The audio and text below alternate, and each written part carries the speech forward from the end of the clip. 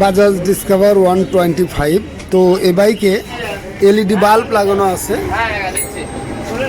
এখানে যে প্রবলেমটা হচ্ছে, হেডলাইট দিলে দেখা যায় যে হেডলাইট আস্তে আস্তে আলো কমে যায় এবং পরবর্তীতে ব্যাটারি চার্জ দেখা যায় যে কমে যায়, সেলফে স্টার্ট হয় না। স্টার্ট দাও। তো সেলফে স্টার্ট হচ্ছে না, আমরা এটার যে বিকল্প কাজ আছে সেটা আমরা করব। তো অরিজিনাল যেটা ভোল্টেজ রেগুলেটর বা রেকটি আছে, এখানে কিন্তু ব্যাটারি চার্জের জন্য এই দুটো সংযোগ, আর এখানে ভোল্টেজ ইনপুট যেটা হেডলাইটের জন্য। এখান থেকে ভোল্টেজ রেগুলেটর হয়ে হেডলাইট জ্বলতো, পরবর্তীতে যখন ব্যাটারির ভোল্টেজ দেওয়া হয়েছে, অর্থাৎ এই চাবি থেকে যখন চাবি দেবে তখন এরকম হেডলাইট জ্বলবে ডাইরেক্ট। কিন্তু এতে করে দেখা যায় যে ব্যাটারির উপরে ব্যাপক চাপ পড়ে, ব্যাটারি লো হয়ে যায়।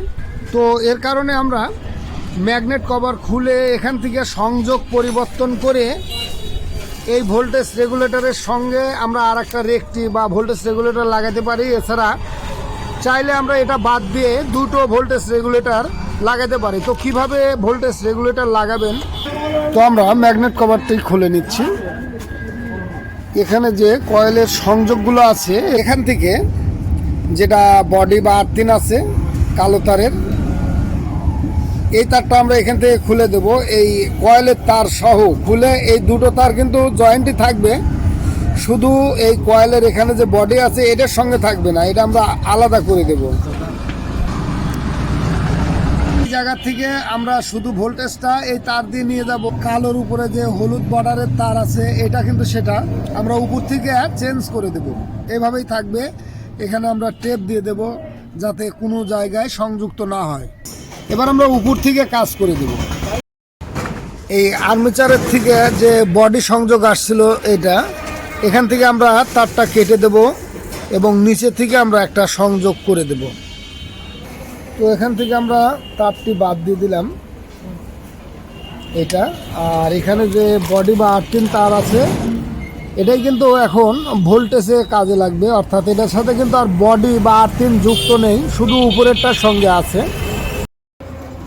তো এখানে আমরা দুটো ভোল্টেজ রেগুলেটর লাগিয়েছি, একটা ব্যাটারি চার্জ করবে আর একটা হেডলাইট জ্বালাবে। অরিজিনাল সকেটটি রেখেছি যাতে পরবর্তীতে যদি কেউ চায় তাহলে কিন্তু অরিজিনাল আগের রেকটি বা ভোল্টেজ রেগুলেটর সেটিং করে দিতে পারবে। তো এখান থেকে কিন্তু আমরা দুটো সংযোগ আলাদা আলাদাভাবে যেভাবে সিস্টেম করব দেখাচ্ছি কিভাবে সিস্টেম করতে হবে।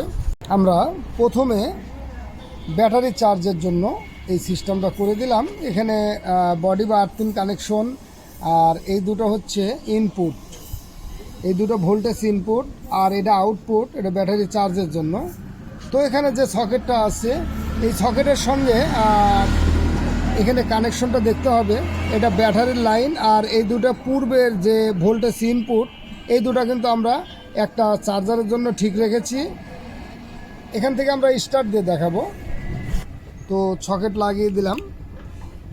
এখন এখানে কিন্তু আমরা ফিউজের কানেকশন খুলে রেখেছি।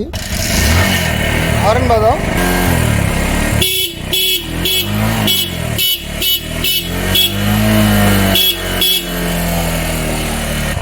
এরপর আমরা হেডলাইটের জন্য এই সংযোগগুলো দিয়ে দেব।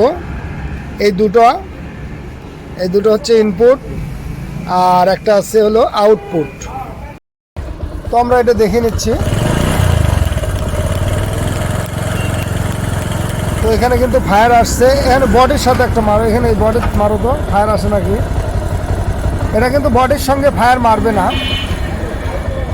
তো এই দুই তার এটার মধ্যে ইনপুট হবে দুই তারের সঙ্গে। তো এখানে হেডলাইটের জন্য যে সংযোগ অরিজিনালি থাকে আমরা ঠিক সেভাবেই রাখলাম, যেহেতু এখানে আমরা সরাসরি সুইচ থেকে ব্যাটারির সংযোগ দিলাম না। এখন শুধু স্টার্ট দেওয়ার পরে এই ভোল্টেজ রেগুলেটর বা রেকটি থেকে ভোল্টেজ যাবে। তো আমরা এই সংযোগটি করে দিয়েছি। এখন আলো কেমন হয় সেটা আমরা দেখব। এখন কিন্তু একদম স্বচ্ছ আলো। এটা পিক আপ ছেড়ে দিলে একটু আলো ধাপ পারবে, আবার হালকা পিক আপেই কিন্তু ফুল আলো হবে। তো আমরা এখন সংযোগগুলো লাগিয়ে দিয়ে তারপর আমরা ফাইনাল দেখাবো।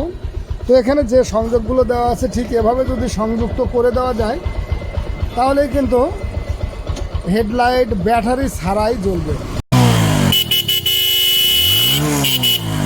ব্যাটারি কিন্তু পূর্ণাঙ্গ চার্জ হচ্ছে। এছাড়া হেডলাইট যদি আমরা অ্যাক্সেলেটার ছেড়ে দেই তাহলে এই সামান্য একটু ধাপ পারবে, আর যখনই আমরা হালকা পিক আপ দেবো তখন কিন্তু পূর্ণাঙ্গ ভোল্টেজ পাওয়া যাবে। তো ঠিক এভাবে যদি আমরা ওয়ারিংয়ের কাজ করে দেই তাহলে কিন্তু ব্যাটারির উপরে যে প্রেশারটা পড়ে ব্যাটারি ডাউন হয়ে যায় এটা কিন্তু হবে না। তো ডিসকভার 35-এ এভাবেও কাজ করা যাবে। এছাড়া যদি আমরা অরিজিনাল ভোল্টেজ রেগুলেটরটা রাখি তাহলে কিন্তু আমাদের একটা রেকটি অর্থাৎ আর একটা রেকটি ভোল্টেজ রেগুলেটর লাগাইতে হবে। যদি ইন্ডিয়াতে হয় তাহলে কিন্তু পালসারেরটা একটা লাগাই দিলেই হবে, অথবা পালসার UG4 যেগুলো 4 তারের রেকটি আছে ঠিক এভাবে লাগাই দিলেই কিন্তু হবে। ধন্যবাদ সকলকে, ভালো থাকুন, সুস্থ থাকুন।